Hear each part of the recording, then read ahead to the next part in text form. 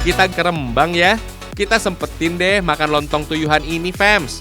Sajian khas Rembang yang sudah ada sejak masa Sunan Bonang, penyebar Islam yang merupakan satu dari 9 wali tanah Jawa. Lontong tuyuhan berasal dari Desa Tuyuhan, Kecamatan Pancur. Meski di daerah lain banyak juga yang menjualnya, tuyuhan dari tempat asalnya dianggap yang paling enak.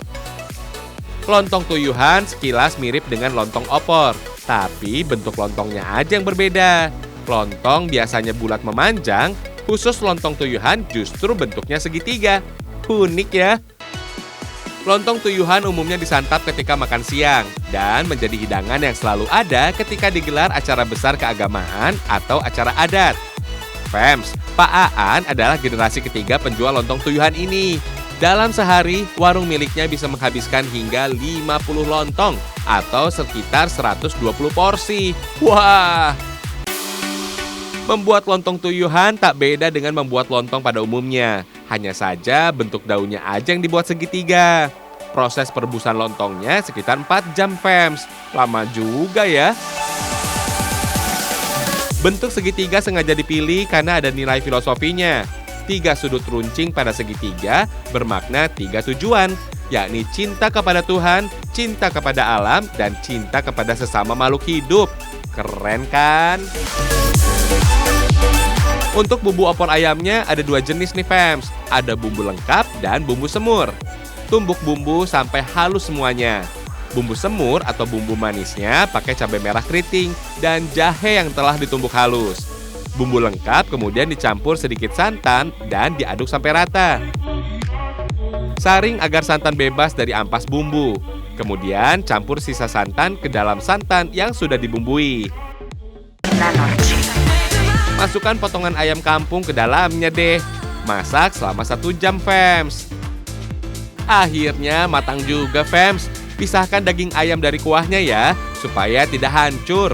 Kemudian masak bumbu manisnya, Fams. Campur bumbu manis dengan santan.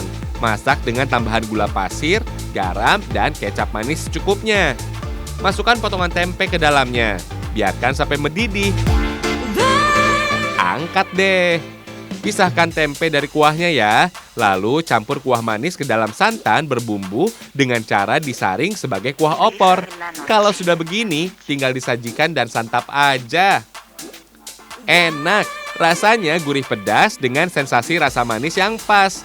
Kalian mesti coba deh. 1 porsi lontong tuyuhan biasanya dibanderol Rp11.000 saja. Murah meriah dan bikin kenyang. Nyam-nyam.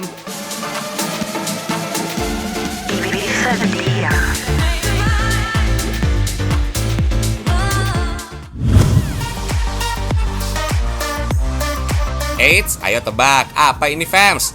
Leker, tipker, atau martabak? Hihihi, bukan, Fams, ini namanya apem balek. Ada 2 jenis yang tebal dan lembut seperti martabak yang disebut apem balek. Tapi yang tipis dan garing lebih sering dikenal kerupuk. Yang membedakan dengan martabak pada adonan rahasianya, Fams. Serupa tapi tak sama. Hihihi. Kalau rasa sih dijamin beda. Kudapan ini merupakan khas Melayu, Fams. Sering ditemukan di daerah Riau, Tanjung Pinang, dan Batam. Tapi jangan khawatir, buat kalian yang ada di Jakarta, kudapan satu ini dapat kita temukan di daerah Poris, Tangerang. Buka mulai dari jam 3 sore hingga malam, cocok banget emang jadi camilan sore sambil istirahat. Hihihi. Cara bikinnya mudah dan cepat banget, Fams. Hanya menuangkan adonan ke cetakan yang panas, lalu diberi sedikit gula, lanjut dengan isian toppingnya. Tinggal tunggu matang sekitar kurang lebih 5 menit deh. Untuk isiannya ada coklat, coklat kacang, dan coklat keju. Kalau mau keju aja juga bisa kok, Fams. Tapi nunggu dulu ya, karena yang selalu dibuat setiap saat yang varian coklat.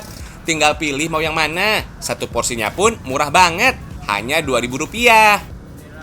Dalam sehari bisa habis kurang lebih 500 buah yang jenis kerupuk ini, Fams. Karena jadi favorit banget nih untuk camilan di sore hari. Toppingnya yang banyak dalam 1 porsi, serta ukuran yang lebih besar dibandingkan leker, menjadi daya tarik camilan satu ini, Fams. So, kalian coba dan bedain sendiri langsung deh apam balek ini dengan martabak ataupun leker. Hihihi.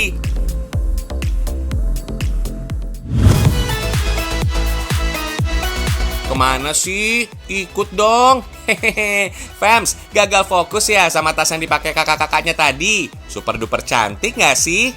Oh iya, ini tuh buatan tangan, fams. Salah satu teknik sulam pita atau dikenal dengan ribbon embroidery. Pengaplikasian jenis kerajinan ini beragam, mulai dari tas, kain, baju, hingga lainnya. Salah satu pengrajin yang tertarik dengan jenis kerajinan ini yaitu Mbak Desi, fams. Berada di Desa Purbalingga Lor, Kecamatan Purbalingga, Jawa Tengah. Pembuatan sulam pita ini dimulai sejak tahun 2018 lalu. Berbagai jenis motif sudah banyak dihasilkan dan menjadi salah satu gaya fashion yang banyak dipilih. Fams, sejarah sulam pita pertama kali ditemukan di Prancis pada masa gaya Rokoko, yaitu sekitar tahun 1700 yang disebut dengan Rococo Embroidery.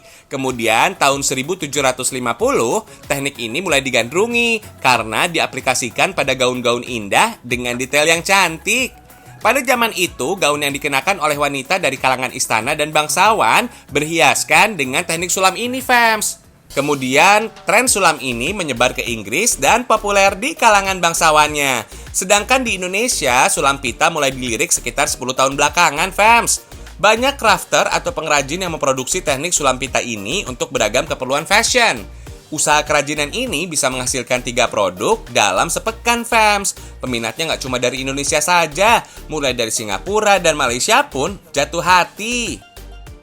Bahan dasar dalam membuat sulam pita terdiri dari pita dengan beragam ukuran, kain, hoops atau frame, kain dasar, benang, dan jarum, fams. Untuk jenis kain yang digunakan biasanya jenis katun, kanvas, belacu, dan kain yang memiliki pori-pori tidak terlalu rapat. Siapkan kain yang akan dihias, masukkan ke dalam hoops, kemudian penyulaman bisa dilakukan. Proses penyulaman mengandalkan ketelitian dan keterampilan yang tinggi, fams. Perpaduan warna pita menjadi faktor sulaman menjadi semakin menarik. Dibandingkan dengan jenis sulam lainnya, sulam pita ternyata memiliki keistimewaan tersendiri, fams. Penggunaan berbagai jenis dan ukuran pita memberikan efek 3 dimensi pada bahan yang disulam, sehingga hiasan yang terbentuk menjadi terkesan mahal. Kemudian hasil sulaman pita juga lebih dekoratif karena bahan pita yang lebih beragam.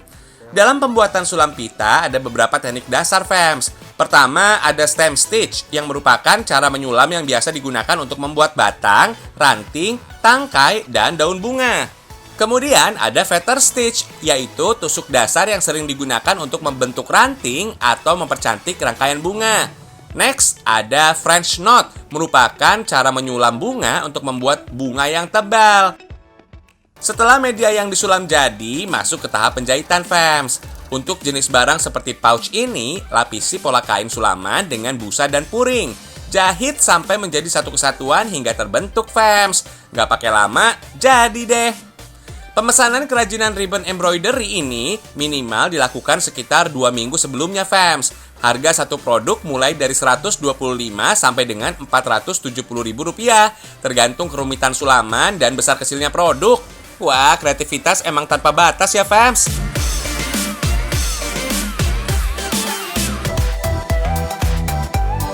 Fams, berkunjung ke suatu wilayah rasanya kurang lengkap kalau nggak cobain kuliner khasnya. Di Kabupaten Banyumas ada satu tempat makan yang menyajikan menu otentik Saung Maron Jaya, fams.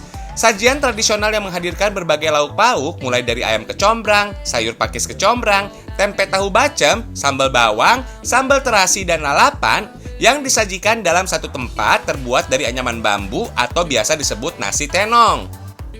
Nasi tenong sendiri kaya akan rasa, fams. Perpaduan sejumlah menu di dalamnya dijamin bikin mata meremelek. Beuh, nikmat. Dari sekian banyaknya olahan yang ada dalam nasi tenong, gimana kalau kita kepoin salah satunya? Ayam kecombrang teri Medan. Menggabungkan potongan daging ayam, kecombrang, dan sejumlah bumbu khas menjadikan menu ini sebagai pilihan favorit. Gurihnya ayam dengan kekhasan kecombrang menjadi paduan pas yang sayang untuk dilewatkan. Bahannya terdiri dari potongan daging ayam kampung yang sudah digoreng, kecombrang, bawang putih, teri Medan, cabai, dan pelengkap. Haluskan bawang putih terlebih dulu, kemudian cabai rawitnya ya, fams. Kalau sudah, panaskan minyak secukupnya.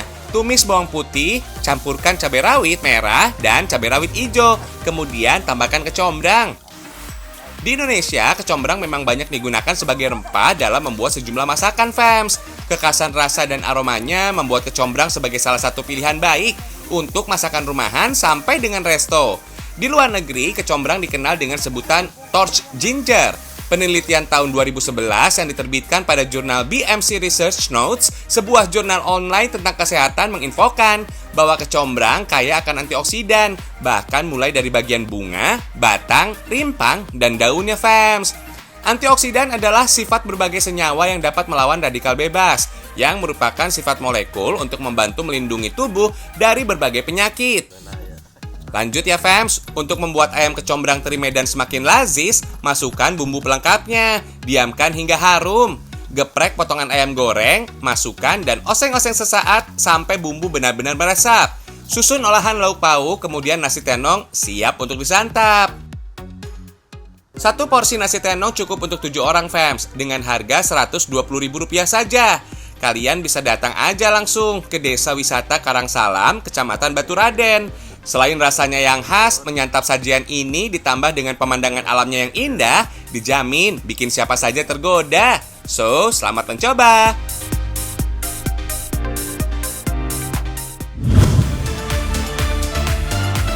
Kuliner yang satu ini memang jauh dari ibu kota Jakarta, fams. Tapi kita nggak perlu jauh-jauh ke tempat asalnya. Ada sebuah resto di daerah Panglima Polim, Jakarta Selatan yang menyajikan masakan Manado. Salah satu menunya cakalang woku. Bahan-bahannya terdiri dari ikan cakalang, kemiri yang disangrai, cabai rawit, cabai merah, bawang merah, daun kemangi, daun bawang, dan pelengkap lainnya.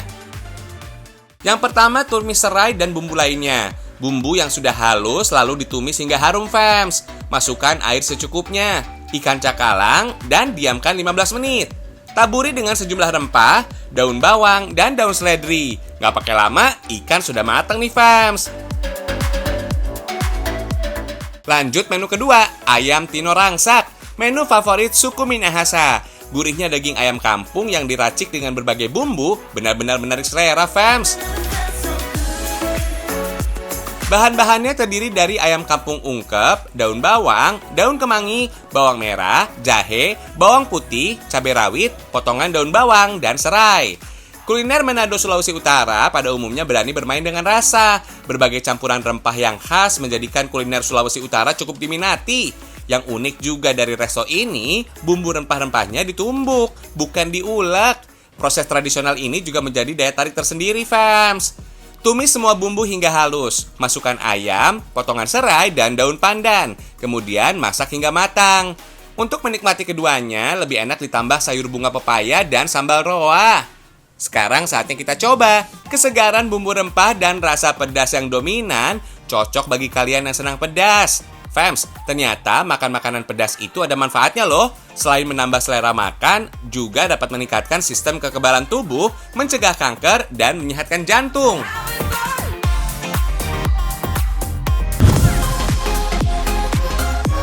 Di Solo ada sebuah kampung yang khusus membuat blangkon. Penutup kepala kaum Adam ini merupakan bagian dari adat baju khas Jawa.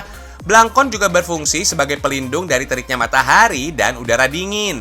Kalau zaman dulu, blangkon juga sebagai status sosial pemakainya. Kampung Blangkon di Solo berada di Patorujayan, Kecamatan Serengan. Sesuai dengan namanya, di kampung ini ada sekitar 25 pengrajin blangkon yang masih eksis bertahan.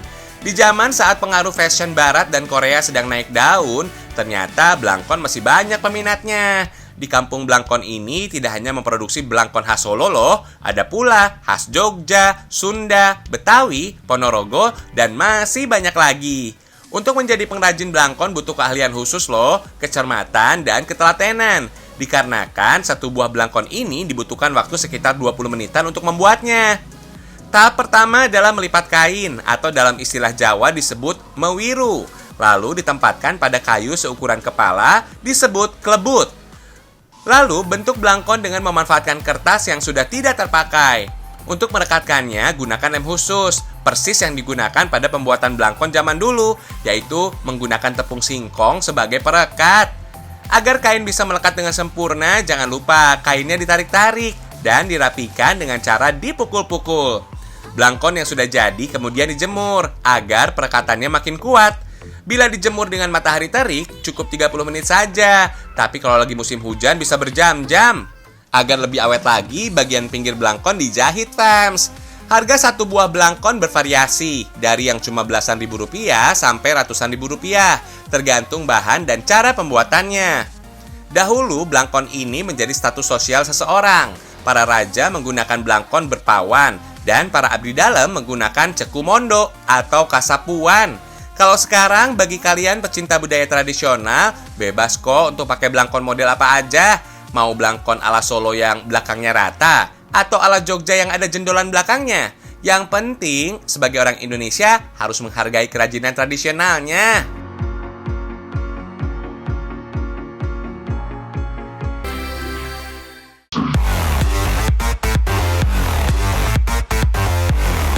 Oke fams, puas kan melihat keragaman Indonesia kali ini? Bagi kalian yang ingin melanjutkan aktivitas, jangan lupa prokesnya. Udah gak kerasa, 30 menit Ragam Indonesia kasih informasi unik, seru, dan menarik fams. Semakin tahu, makin cinta Indonesia. Tonton terus Ragam Indonesia, karena Indonesia istimewa.